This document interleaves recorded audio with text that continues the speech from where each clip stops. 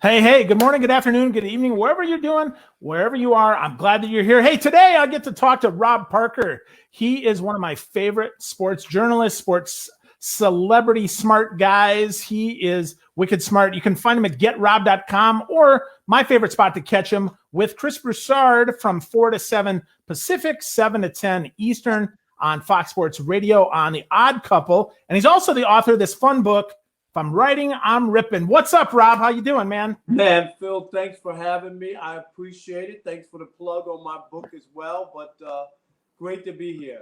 Cool. Well, it's good to have you here, man. And I got to tell you, your book reads just like you are on the radio, which is a big compliment because when I listen, I'm like, oh, I hear Rob's voice through that book.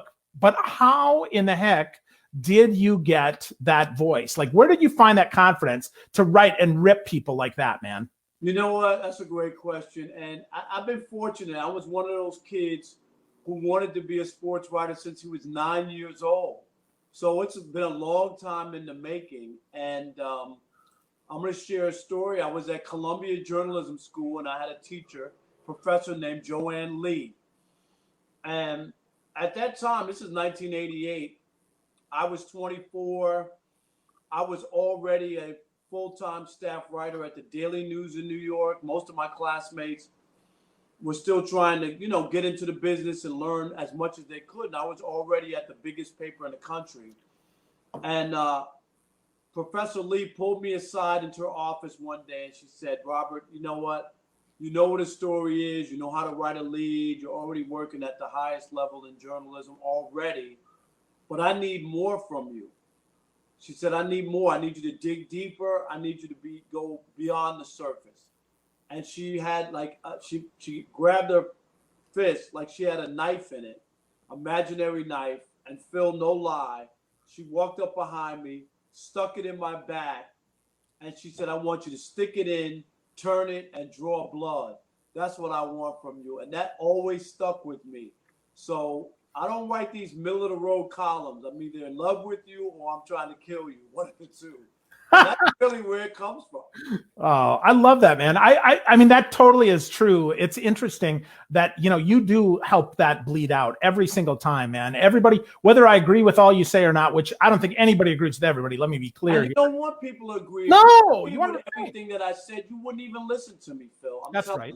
No, for sure. Right. And that's my point. I love that, you always have passion though. You always bleed too on the paper and on the show every time that you do, whether you're on the Herd or Undisputed or wherever you're on, I catch it. I'm like, this guy really gets it. And I love that you had someone that empowered you, but how did you transition from being like this awesome writer about baseball? Cause you're in the Hall of Fame, right? In the Baseball Writers Hall of Fame. I'm not in the Hall of Fame, but I vote for the baseball. Or vote for the. That's what it is. You vote for the Hall of Fame, right? So how did you transition though from being a sports writer to now being a sports celebrity, really, Rob? In many cases. You know what? It was weird because I would be invited. I've always wanted to be a newspaper reporter. This is a true story. As a kid, growing up watching The Odd Couple, the old TV show. Yeah. And Jack Klugman played the role of Oscar Madison, the sloppy sports writer. And I was a kid watching, and I used to say, man, that's the job I want, man. He goes to the ball games, free hot dogs, and all this stuff. He travels all over the country. I was like, this is an awesome job. And so that was really where I really got the idea of doing it. What was the other part of the question? I'm sorry. So how'd you transition to TV? Okay, right. So that was to be a writer. So I did that, and then I started getting invited to be on other people's radio shows and stuff. And people always put me on because I had an opinion. Like a lot of guys try to play both sides of the fence, and they're milquetoast. They don't want to say anything to offend anybody. Those guys don't play on the radio and television. So when I first got hired I was in Detroit, 1993, and they were starting the all sports station. WDFN, the first all-sports station in Detroit. And Lorna Gladstone was the program director. She called me in to interview me. And she said, people say, that you're really electric rod, and lightning rod, and you have a lot of things to say, and that's what we're looking for. And she hired me, no lie, in about 5 or 10 minutes of our conversation. I had never had a radio show or anything. And then she offered me the afternoon drive show and for me to pick my partner. I mean, it was a lot of responsibility. This is an upstart station. Wow. So that's really, so that's how I got into radio. And the same thing, there was a guy in Detroit named Fred McLeod, the late, great Fred McLeod, who was a basketball announcer, did the Pistons and the Cavs. And he put me on his Sunday night sports show in Detroit and just fell in love with my opinions. And this guy, he wanted me on the show so much, he wouldn't even allow me to take vacation. If I went somewhere or whatever, he said, bring a blazer with you, and I need you for 30 minutes at the local station, wherever you are, no matter where you are, we want you on the show. That's and awesome. That's really how television and radio became a part of, what it is that I do.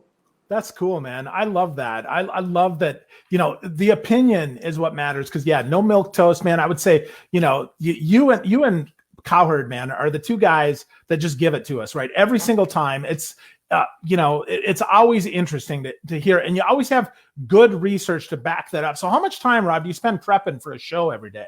Yeah, there's a lot throughout the day. A lot of friends of mine and people they send me stuff all the time. So I'm constantly they know I'm in the business. I'm interested in all. So if they see something interesting, they'll send it to me. Oh, cool. And I'll usually read it. And if I like it or I can use it, I'll jot it down in my notes. And you got to be prepared. It's not everybody has an opinion, but what you want at the end of the day is somebody like Phil, you might disagree with me, but if I give you enough, I'll give you my opinion and I can back it up with some other stats or facts. What you'll say is, I don't agree with you, Rob, but I know how you got there. Do you see what I'm saying? Absolutely. If there's an opinion and you can't figure out how did you get there, then you have to question it. Is this legit? Is he just pulling my string? Is he just trying to get me worked up, or is this guy serious? Yeah, no, that's so interesting because I think about Facebook now and I think about everybody thinks they have an opinion, but they just have an idea. An opinion to me is something that's educated, right? You've got something to back it up, something you read that makes some sense, something that saw that. And I read your article in there about, when you talked about the Patriots. I got to tell you, Tom Brady's my favorite quarterback. Just because I love that he wins. I love that he works hard, right? His pliability. I think that's cool. Right. I understand why it would be. A lot of people love Tom Brady, right? Yeah. Yeah, but you're ripping him, man. You're saying like deflate gate, right? But you back it up. And I think that's the big thing that really gets me about you is you're always pushing that to share. Okay, well, this is why I think it, right? I love your point. So tell me about why you think that Brady did that whole deflate gate thing, just from a backing it up. Not that I'm trying to make you rehash that, because I think that's fascinating. But as you know, I call Tom Brady the LOAT, the luckiest of all time. And I always break down the Super Bowls where things went his way. It doesn't mean that he's not a great quarterback or he didn't make the play after the door was open, but a lot of things, that. You watched that Seattle Super Absolutely. Bowl. There's no way you were thinking that. If you remember listening to the game, I think it was, I don't know if it was Chris Collinsworth or whoever, they were like, the Patriots have to let them score. They were talking about they're going to run it in to let them score so that they could get the ball back. Do you remember that? And of course. One interception. But anyway, when it comes to Brady, say that point again. The quarterback thing, right? How you got that insight from Joe Montana. Deflategate, I'm sorry. Yeah, well, the thing was, this is what, well, if you remember, go back that year, the Patriots did not fumble the football. And there's a reason that there's specifications for the ball, because you can make it whatever you want it to make it, mush so that you can't lose it. There's a degree. And my only thing with the Tom Brady and the Deflategate was I can remember Peter Alexander from NBC News asking Tom Brady, is Tom Brady a cheater? And his response was, I don't think so. Who answers a question like that? No, I'm not a cheater. And I would have had a lot more respect if Tom would have said, it's my fault. I asked the ball boys to take the air out. I didn't realize it was underneath specifications. Now, wouldn't you? I would buy that. You would buy that. There's no suspension. I mean, how could anybody argue with that? Instead, he's destroying his phone. They're going through his personal records. They see he has 100 text messages with the ball boy, but he doesn't know him. Unless you're in a relationship with the guy, why would you have 100 text messages with the ball boy? I just get it. Yeah. Well, and then you said what Montana said, which I think really, for me, that's what cinched it up. And you said Montana said that the only person who would touch the ball, who would make that request, wouldn't be the kicker, wouldn't be the head coach, wouldn't be the backup quarterback, wouldn't be the punter. It would have to be the quarterback because it's the only person that it makes a difference to. Absolutely. You can't tell me the ball boy is playing around with the ball and Tom Brady doesn't know it. It's just not true. And the quarterback is the guy that's the most important with the football, so he would know. And I just think Tom, instead of just coming clean, I think he put a mark on his record that he didn't have to. People would have given him the benefit of the doubt had he just owned up to it. Yeah, I agree. I think that's true in a lot of cases, right? If we own our mistakes and say, hey, you know what, I screwed up. That one's on me. I'm going to take that. Most people are really forgiving. So this is a forgiving country. It just is, and I don't understand why guys to this day don't realize that. All people want you to do is acknowledge that you made a mistake. That's it. Yeah. So what do you think about the whole steroids thing, Rob? Do you think that they should be in the Hall of Fame with an asterisk? I mean, because I really think, right, there's greenies and they were drunks in the 50s and 60s, man. And we knew that, but there's no asterisk for them. What do you think about that? They should be in the Hall of Fame, but without an asterisk. No asterisk to me. I don't believe in them. I do vote for Bonds. I do vote for Clemens. Their numbers keep going up. I believe they will get in. Maybe their 9th or 10th year at the end, they'll realize that you can't have a real Hall of Fame without two of those guys who were two of the greatest players who ever played. Pre-steroids, after steroids, whatever you want to say. Bonds and Clemens were two of the greatest I ever saw play. Oh, yeah.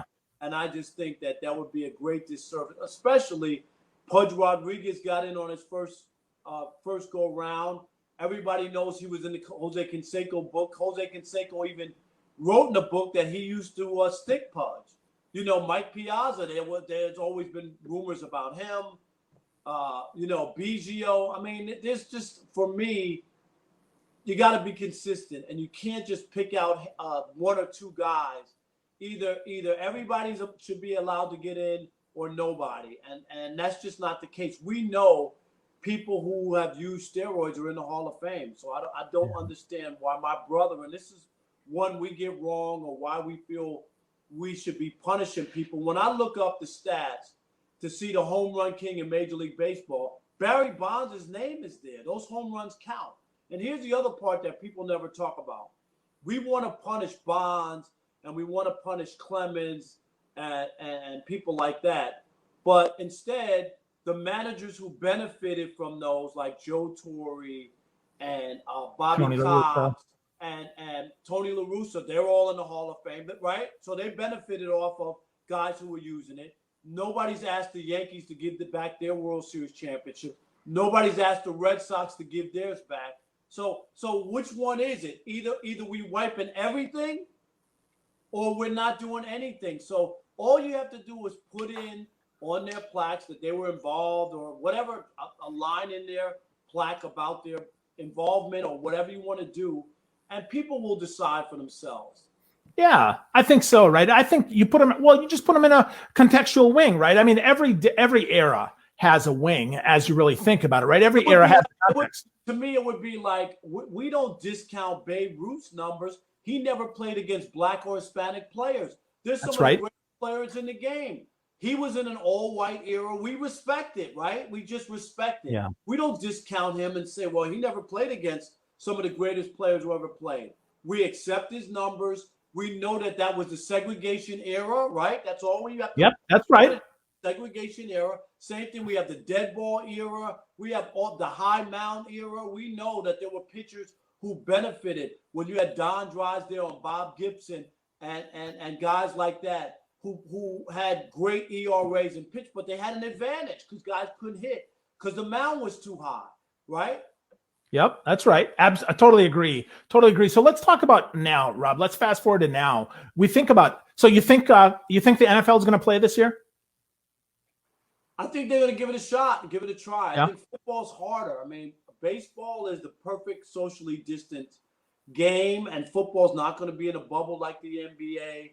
I don't know. Too much sweat and spit and people on top of each other mixed in with with doing your own thing and going out. Are you going to infect the whole locker room, we just don't know. They'll try.